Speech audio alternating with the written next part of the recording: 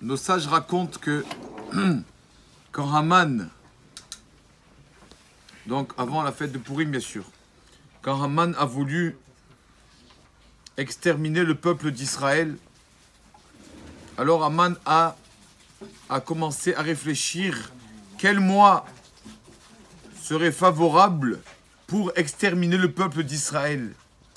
Et chaque mois, il a dit non, ce mois, ils ont ça, j'arriverai pas à les exterminer. Ce mois, ils ont cette fête. Ça. Chaque mois, il trouvait une raison qui l'empêchait d'exterminer le peuple d'Israël. Jusqu'à qu'il est arrivé le mois de Hadar. Le mois de Hadar, il a dit Hadar, là, je peux y arriver. Pourquoi? Parce que le 7 Hadar est mort Moshe Rabbeinu. Le berger du peuple d'Israël, qu'on appelle en français Moïse, Moshe Rabbeinu, est mort le 7 Hadar. Mais, bien sûr, ce Haman n'a pas vu que Moshe Rabbeinu, c'est vrai qu'il est mort le 7 Hadar. Mais il est né aussi le 7 Hadar, Moshe Rabbeinu. La Gemara raconte que, la Gemara dit, Akadosh Baruch Hu, Memale Shenotem Shad Tzadikim. Akadosh Baruch Hu, il a dit à Moshe, Et Mispar Yamecha Amale, je remplirai tes années. C'est-à-dire quoi? Il y a des tzadikim, des justes, qui méritent de naître et mourir à la même date. Mispar Amalé, Hachem, il leur remplit leurs années. Et ce tzadik, bien sûr, Moshe Rabbeinu, qui est le tzadik Rosh HaTzadikim, la tête de tous les tzadikim, Moshe Rabbeinu, lui, il est né et mort le 7 Hadar, Moshe Rabbeinu. C'est pour ça que on a l'habitude de le 7 Hadar. Donc aujourd'hui, nous sommes le 4 Hadar. Donc jeudi prochain, Bezrat, ce sera le 7 Hadar. Nous avons l'habitude dans plusieurs communautés du peuple d'Israël, ici aussi Baruch Hashem, Bezrat Shem Benin Eder. Donc on a l'habitude de toute la journée, il y a un livre qui a été institué par le Ben Ishraï, un recueil de textes sur Moshe Rabbeinu, qu'on lit, d'accord, du matin au soir, toute la journée. Il y en a qui même qui jeûnent, qui ne mangent pas. Il y en a qui font le jeûne de la parole aussi. D'accord, ça aussi c'est quelque chose de tellement important. Donc c'est pour ça, parce que on rappelle le mérite de Moshe Rabbeinu. Ce mois de Hadar, on a été délivré, on a été sauvé du décret de Haman Aracha grâce à Moshe Rabbeinu, notre maître, notre berger Moshe Rabbeinu. C'est pour ça que c'est tellement important de marquer ce jour-là, le 7 Hadar, qui va arriver ce jeudi prochain. On lit, il y a un livre entier, il y en a qui viennent la moitié de la journée. En général, on est depuis Shachrit jusqu'à Arvit. Pour Moshe Rabbeinu, c'était la telle et tzadikim. On fait l'Eloula de tel tzadik, tel juste, tel rav, on a même des bougies et tout. Moshe Rabbeinu qui était à la tête de tous, des fois, malheureusement, on ne fait pas. Donc c'est pour ça que cette journée est tellement importante de marquer le coup, on va dire, chacun à son niveau, l'Eloula de Moshe Rabbeinu. Aussi, c'est marqué, le Midrash raconte que Eliyahu Hanavi est venu prier sur le tombeau de Moshe Rabbeinu. Il a dit, Moshe, lève-toi, Moshe. Il lui a dit, qu'est-ce qui se passe, qu'est-ce qu'il passe? Il lui a dit, le peuple d'Israël, il y a un décret, il y a Kadosh Baruch Hu, il y a Haman qui veut les exterminer parce qu'ils ont mangé donc de la nourriture non cachère au festin d'Achashverosh. Alors Moshe Rabbeinu lui a dit, j'arriverai pas tout seul. J'arriverai pas à prier pour eux tout seul. Il lui a dit, prends un tzaddik, prends un juste, un sage qui priera avec toi. Moshe, qui est-il allé prendre? Il est allé prendre Mordechai. Donc Moshe et Mordechai ont prié pour annuler le décret.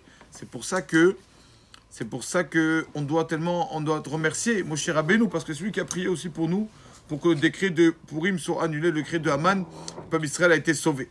C'est pour cela que le 7 Hadar, on a la bonne habitude, s'il y a 10 personnes qui jeûnent dans une synagogue, d'accord, comme ici, Bezrat Hashem, on sort même le Sefer Torah, à Mincha, on va lire Vaïchal Moshe, tout ça, Vaïchal Moshe, la paracha de Moshe Rabbeinu, tout ça pour vraiment montrer à Hashem que on n'oublie pas, on a jusqu'à maintenant le mérite de Moshe Rabbeinu, qui est le roche, la tête des tzadikim. Comme on est le mois de Hadar, et qu'on a dit qu'en rentre Hadar, on doit multiplier la joie, on doit augmenter la joie. Alors nos sages nous disent que des fois, une personne, malheureusement, il est un peu égoïste. Une personne, des fois, il se trouve égoïste.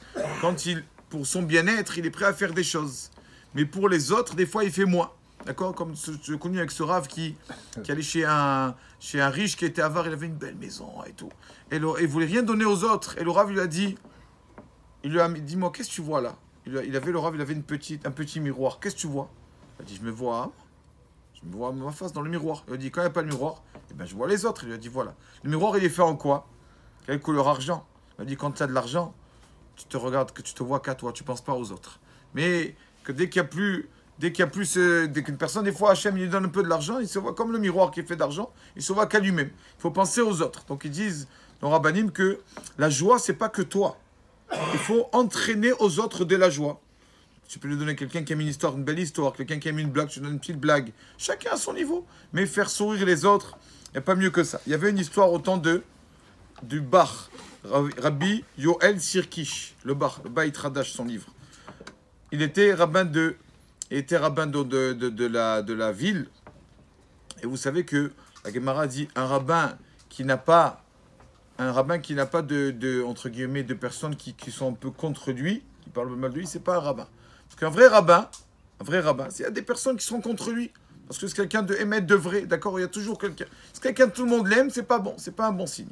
Si la Gemara elle dit Maseret Shabbat, s'il a des fois, et le rabbin, le bar, il avait donc à la synagogue, il avait une personne qui était contre lui. Et il parlait, comme il y en a qui font dans les synagogues, il parle dans le coin. Il dit, tu sais, le rabbin, bah, celui-là, alors là, celui-là, je crois que c'est un rabbin, c'est pas du tout, c'est un faux rabbin. Et il faisait que parler sur le bar, il faisait que parler. Tout le monde vénérait ce tzaddik, le bar, Rabbi Yoel Sirkish, c'est un ange. Et lui, il essayait de faire courir le bruit que ce rabbin, c'est un faux rabbin. Ce monsieur-là, un jour, sa femme devait accoucher. Il voit que sa femme va bientôt accoucher. Et il était 2h du matin. Et il n'a pas de bougie, d'huile pour allumer une bougie pour qu'on voie dans la maison. Qu'est-ce qu'il fait? Où je vais trouver une bougie maintenant?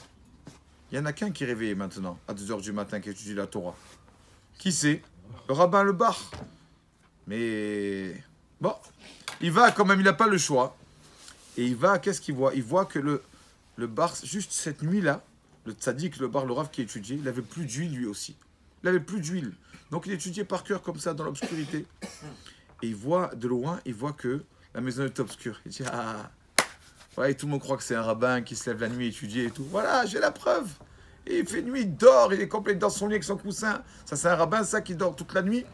Et donc il a même pas réfléchi au fait que sa femme doit accoucher. Il a commencé à diffuser l'information, comment on dit, à propager l'information. Ouais, le rabbin, vous croyez qu'il étudie la nuit? Moi, je l'ai vu, il dort, le rabbin, il dort. Tellement qu'il est arrivé, avec la mauvaise langue, on arrive à tout. Il est arrivé que même il est allé voir les présidents et tout ça, ils ont dit, tu as raison. Tu as raison. C'est vrai, le rabbin, c'est un faux rabbin. Alors que ce rav, c'est un ange. Et donc, on donne une lettre de démission. Lettre de licenciement. Et on va chez le shamash, je lui dis, voilà, tiens, va chez le rabbin, tu lui donnes vendredi matin. Et le shamash qui a esquivé, il a dit, j'ai trop à faire vendredi. J'ai beaucoup de choses, je ne peux pas aller. Non, tu vas, tu donnes la lettre au rav.